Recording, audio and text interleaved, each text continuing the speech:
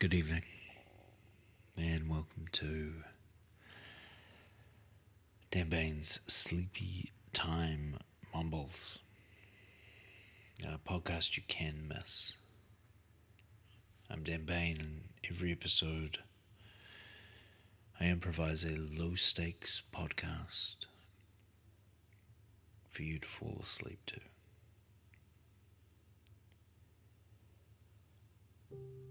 Friends, I need to be transparent here. For the rest of this year, I have a clear, defined, projected outline as to what each of the end of the month episodes of Sleepy Time Mumbles are. I've got those planned out. Are they recorded? No, they are not. Is there a title? Yes, there is. And that's about all I need, realistically, with the format and the deal that we've worked out together between ourselves. That's all I need to know, but sometimes, friends, I struggle a little with what is the doubled episode, the week 2 of the month episode, which is why this episode is a little later than it perhaps could have been. Not so much because I was unable to do it, but more because I was like, oh gosh, what is it? And yes, I could have put together something from previous episodes, but I do like to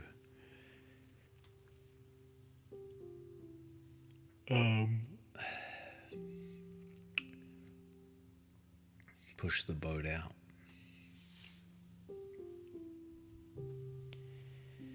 Get the next best thing. Something new and dull. Not just the old stuff and dull,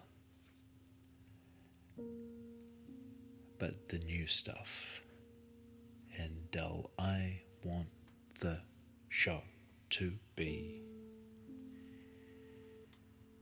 interesting enough to listen to, but not interesting enough to care about. And that's a fine line. And it's one that I'll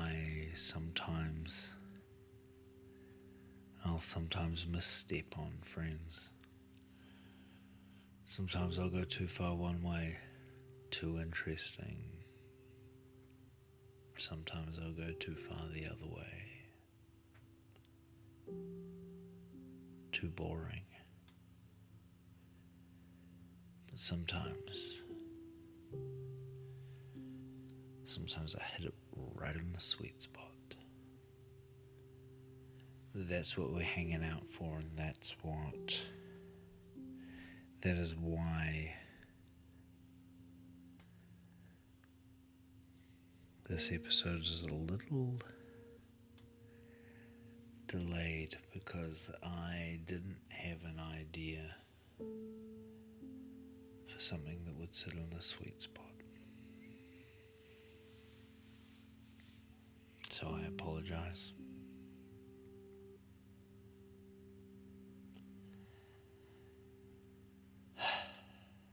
sorry. But that doesn't matter right now. For now, put down your phone. Turn off your screens. And close your eyes. Now it's time to be mumbled to sleep.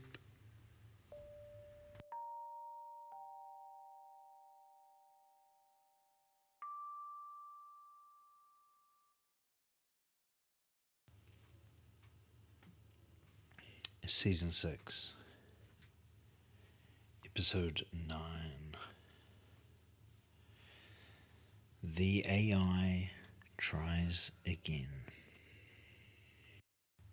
Oh, the AI is trying again, friends. The AI is having another go at it.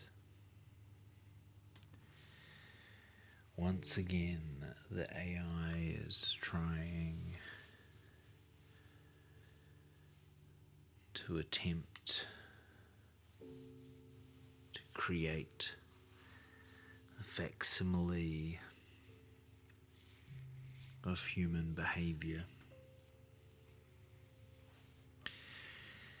And once again, it is embarrassing everyone involved in the process. Friends, I know many of you will be aware of my monthly newsletter. Now, I publish this through a service that, along with everything on the cursed internet,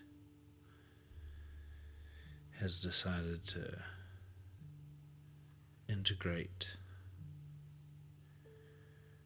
the artificial intelligence, and by that I mean a large language model. Let's not get too carried away with the nomenclature here. I enjoy the service I receive from my newsletter distribution company, but like everything on the internet, they have gone, let us integrate the artificial intelligence into our service. And the way this manifests is that the large language model that has been plugged into the service every week sends me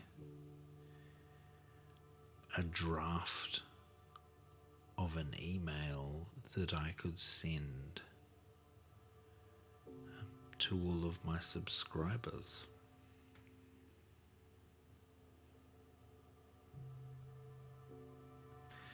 And it's an interesting process because it's clearly been trained on my writing, and my writing exclusively. So there are moments when I go, huh, or I go, what a cute turn of phrase. But also mostly I just feel embarrassed.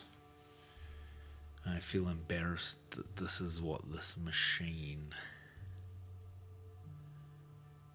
has taken to be the essence of me. I find it embarrassing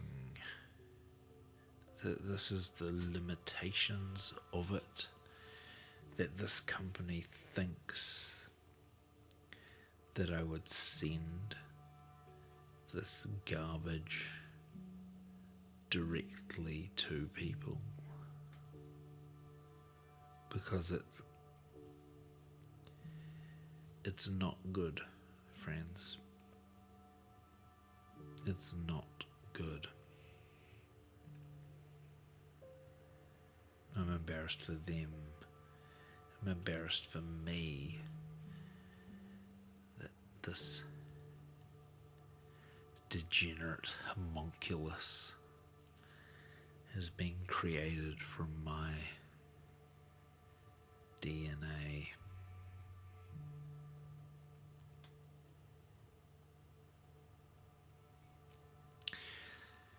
I would now like to read to you the test version of my newsletter that this plagiarism machine has generated. We'll go through it section by section. Those of you who are familiar with how my newsletter goes, you can subscribe to the actual one in the show notes. But please enjoy the Uncanny Valley parody of it. So it begins, as all of mine do, with like an opening kind of welcome and then an outline of what the newsletter will contain. The machine suggests this. Have you ever wondered what stand-up comedy will look like when the last punchline has been delivered, the last soul has been roasted, and the only audience left is a horde of demons with very high standards? Well, I have, and as is my wont, I've spent more time than is probably healthy pondering the future of hell's comedy scene. Okay, so that's the opening. Now, the machine has picked up on that in most episodes of my newsletter, I finish it off with a short piece of fiction that imagines the experience of performing stand-up comedy in hell. Stand up in hell. It's a little project that I've been running for a while now.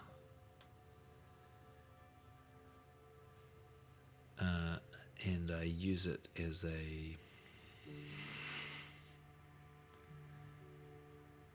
way to kind of satirize things that are happening, often things that are happening in my own career or adjacent to my own career in reality, and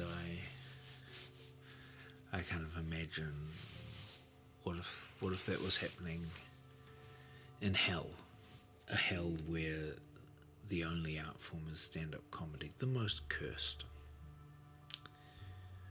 of art forms. Now the machine has clearly missed that that is a discrete chunk of the newsletter, and has decided to kind of permeate it through the whole thing, like people would be interested in a newsletter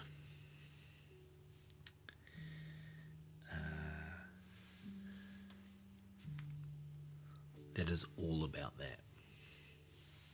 It continues. This month's thrilling episode includes... Now, there are a few things in this that it makes it feel uncomfortably like me, and really kind of grinds my gears, because there are some parts of this that are just, I guess, that I've consistently had in every episode. Every newsletter has had this kind of turn of phrase, and one of them is that it's very rare that there's any deviation from this month's thrilling episode includes.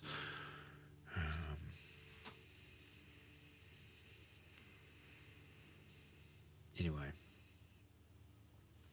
wow, it was able to recognise that pattern, so incredible. This is the technology we should really be burning down our rainforests for. Okay, so this month's thrilling episode includes Satire Spotlight, imagining the future of Hell's comedy scene. So it's going straight in with, let's do another. Then some appearances, a classic. I always do where my live gigs are. Failure Corner. That's a recurring item on the newsletter. So I guess the rationale behind it is that a lot of the, I guess, is it rude to say a lot of? I don't know. But a significant number of the people subscribed to the newsletter are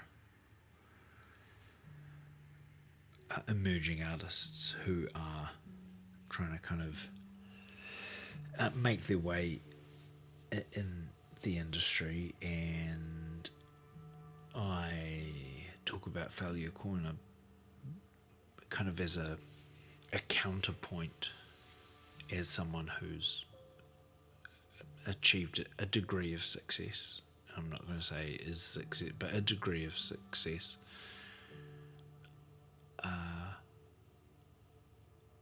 And I talk about something that's gone really wrong for me every month. To kind of take a bit of the gloss of what we kind of always put out in the world, the highlights reel of social media, etc. Okay, so great, it's picked that that's a thing, and then it goes bonus, the Infernal Open Mic bracket fiction. Now this is the one point where, as I was mentioning, I mention this idea of stand-up in hell, but it seems to have permeated the whole thing. Article 1.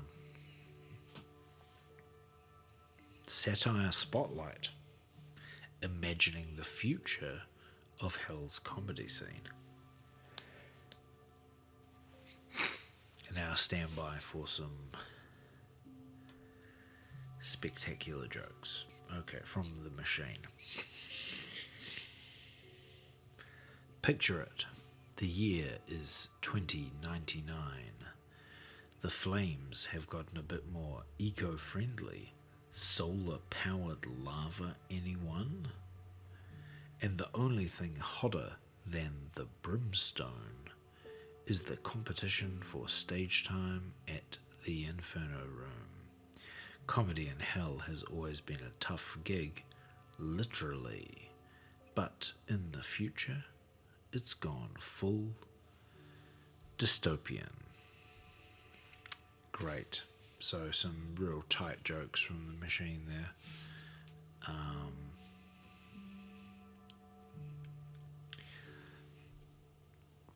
Some conflation of genres. Exciting. Let's see what it's got next. First up, the audience. No longer content with a simple tight 5. Hell's denizens now demand a full AR, VR sensory experience. If you're not delivering your set, well, simultaneously juggling fireballs and live tweeting your existential dread, you're not even getting a courtesy heckle. The only thing worse than being booed off stage is having your set turned into a meme by the AI-powered heckle bots. Nice try, meatbag. My programming is funnier than your set. So a real intertextual kind of meta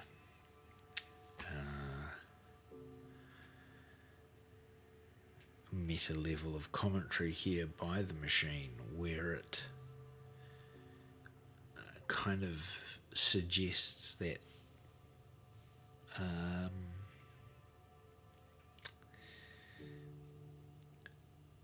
it's funnier than a person.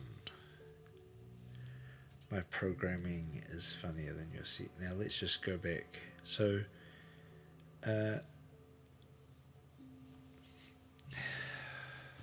I mean, there are no jokes in this. Let's not be. It's not even amusing. It doesn't make sense. Hell's denizens demand a full AR, VR sensory experience. What is that even? Like, this is just kind of. It's joining dots together, but none of the dots that are joined together. No, let me rephrase that.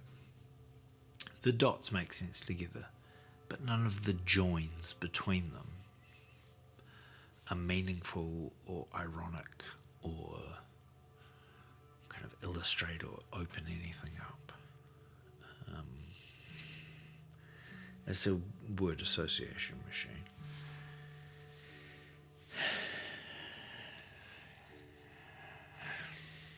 Anyway, don't worry. Does it go on? Oh, does it ever? And the comedians? Gone are the days of writing jokes on the back of a napkin. Now it's all about the algorithm. Comedians upload their souls and material to the comedy crowd, to the comedy cloud, where the crowd can remix, upvote, or deepfake your punchlines before you even hit the stage. There's a rumour that Greg Mortimer's legendary Soul Collection bit has been running for 1,000 years straight, kept alive only by audience demand and the occasional system reboot. Now, I mean, there's a level of irony to this that is, again, not funny, but there is something ironic in a machine saying, gone are the days of writing jokes on the back of a napkin, now it's all about the algorithm, and then that comedians upload their souls and material to the cloud. I do think there's something kind of ironically pleasing to that, but again, I don't think it's intentional. I don't think there's an intentional level of irony there. I think it's just going, what is the future? Here are words from the future. Here are words about comedy.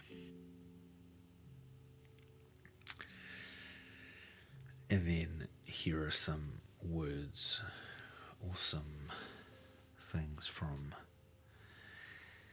Dan's Stand Up in Hell thing. I'll continue. Of course, not everyone's thrilled. Veteran comic Flagrit O'Sheapus laments, I miss the days when a demon could get a laugh just by slipping on a pool of molten despair. Now it's all holograms and irony. Again, like, just absolute nonsense there. What is a pool of molten despair? That's nothing. Now it's all holograms and irony. That doesn't mean anything either. Anyway, but as always, the scene adapts. There's still a place for classic craft. Oh, thank you, machine. If you can find a club that hasn't been converted into a virtual escape room or an NFT warehouse. And for those brave enough to risk it, the rewards are eternal, literally. After all in hell, the only thing that never dies is a good callback. Yep, sure.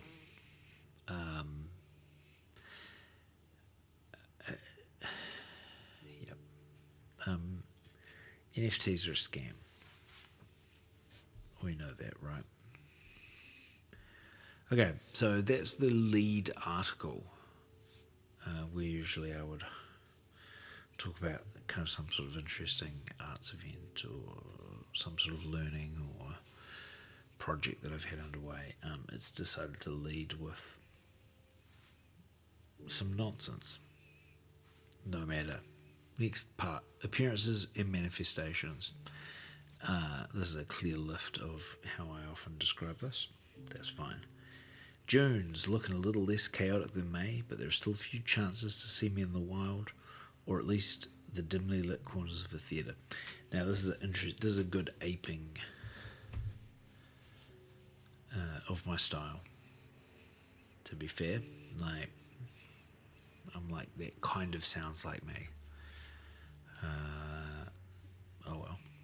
June 21st, into the Summertime Court Theatre opening night.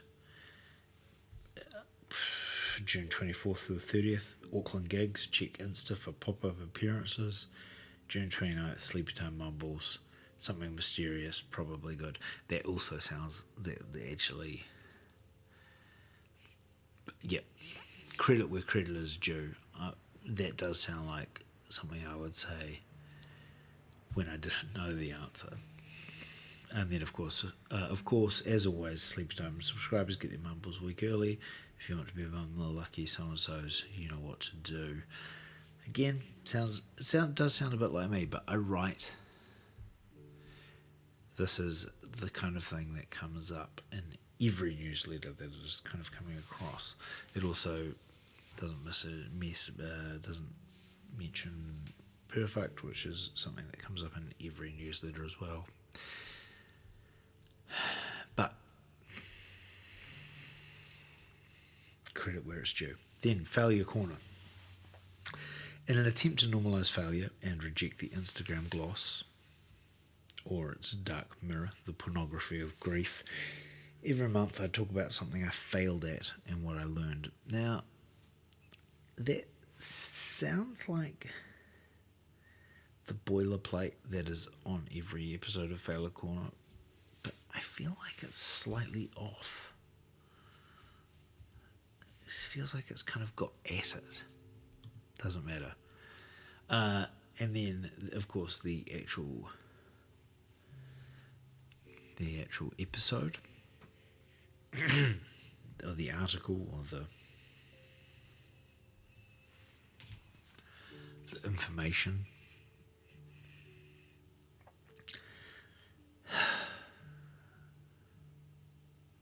This month's entry, I attempted to write a future-proof, algorithm-resistant joke. The result, the AI said, error, too human. The audience, all three of them, plus a sentient toaster, applauded out of pity. Sometimes you just have to accept that some punchlines are best left in the present. Ever tried, ever failed, no matter. Try again, fail better. Now the end is the boilerplate.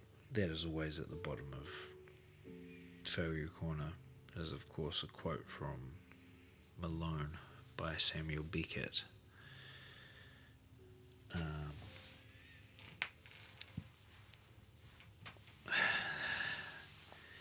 This is maybe the most humiliating part of the whole thing. Failure Corner is, by its nature, about exposing kind of a humanity, right? About saying, I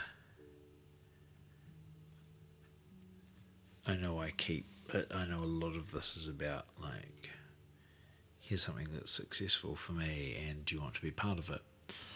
And Failure Corner is about, I think, saying, I am a person, I fail all the time, here is my humanity.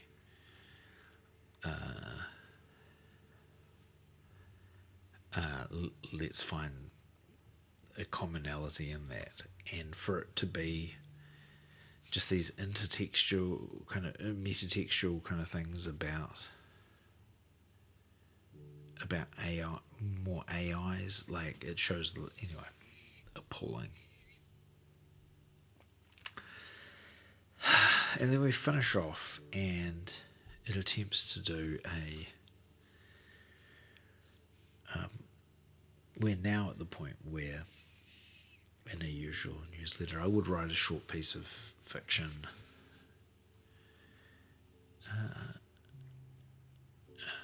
about comedy and hell, as I said from the start, which is a kind of satire on situations that I find myself in generally, or sometimes just invented or whatever, world building, whatever. Let's see how the old large language model dealt with that. The Infernal Open Mic, a glimpse into the next circle. Fiction. Cool. Last week, I snuck into the new talent night at Hill's hottest club, the Abyssal Chuckle. The MC, a three-headed imp, welcomed performers with the traditional greeting, break a leg or several. The highlight, a demon who did 5 minutes of observational humour about the inefficiency of eternal torment. The Clara...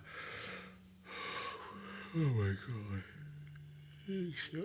The crowd was in stitches. Literally, some had just been sewn back together. Will the future of comedy in hell be brighter, weirder, or just more complicated? Probably all three. But one thing's certain, as long as there are souls to snicker, the show will go on. That's all for this month. Take care out there, gentle reader. Your pal, Dan Bain. Okay. Well, yep, that is how I end every newsletter.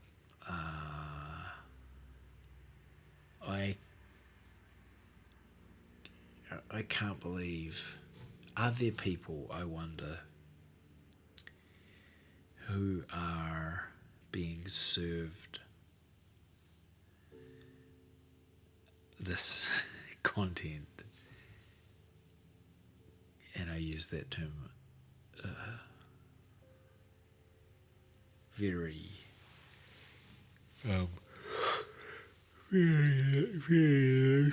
loosely.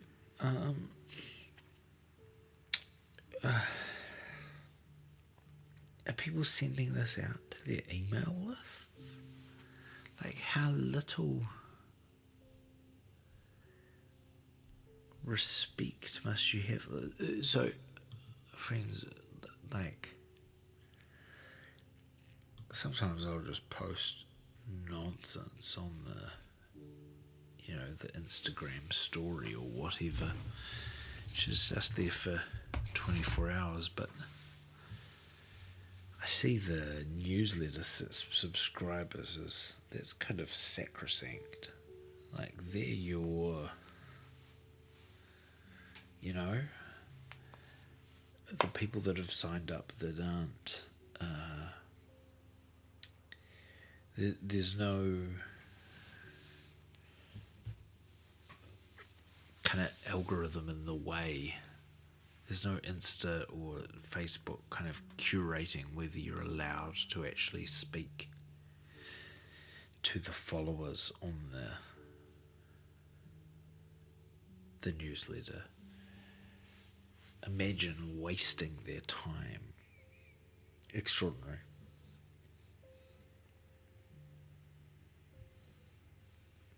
Extraordinary.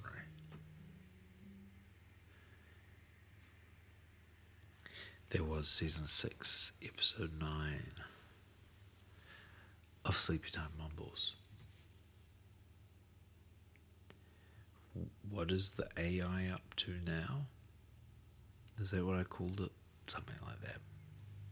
And I did this one in one take. You are great. And Sleepy Time Mumbles is produced by Noosed Octopus, Theatre, etc. And is created and presented by me, Dan Bain. You can subscribe, follow the show through a bunch of things in the show notes. You can subscribe to the newsletter, and I will never send you the AI version of it. That is a promise.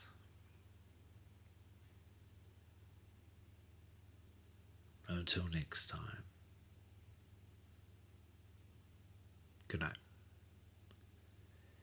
And sleep tight.